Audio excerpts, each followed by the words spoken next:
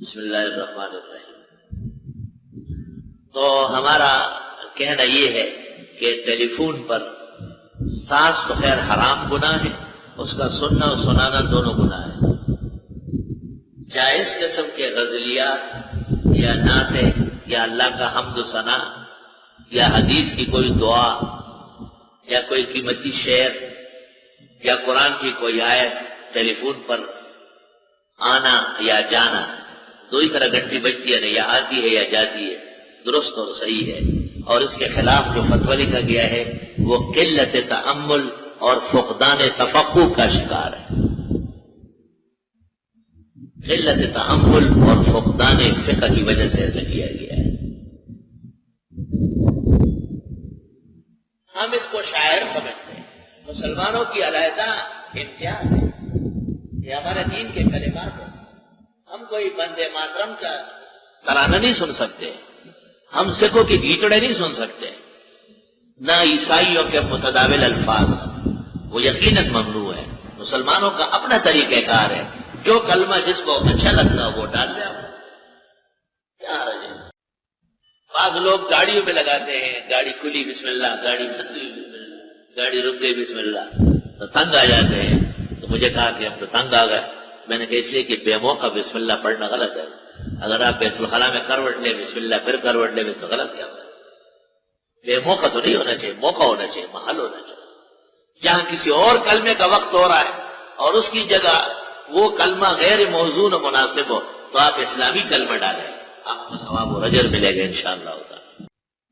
اب یہ کہ یہ کلمات ہو ٹیلی فون میں تو بہتر ہے یا نہ ہو، تو چونکہ علماء میں مسئلہ اختلافی سا ہو گیا، اس لیے اگر سادہ ہو تو اور بہتر ہے۔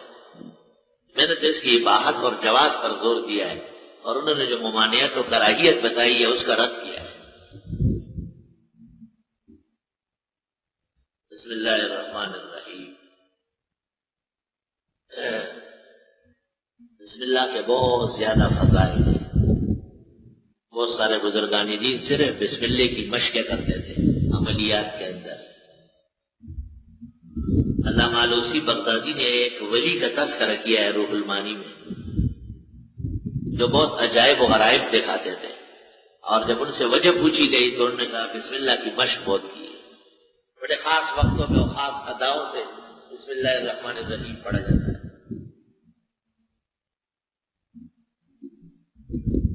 دہلی کے اندر ایک سلیم کفگیر تھا۔ کفگیر اس آلے کو کہتے ہیں جس کے ذریعے دیگمار دیگ سے چاول اور پلاؤ نکال کے اس کو کفگیر کہتے ہیں، وہ جو دیگ میں ڈالتے ہیں۔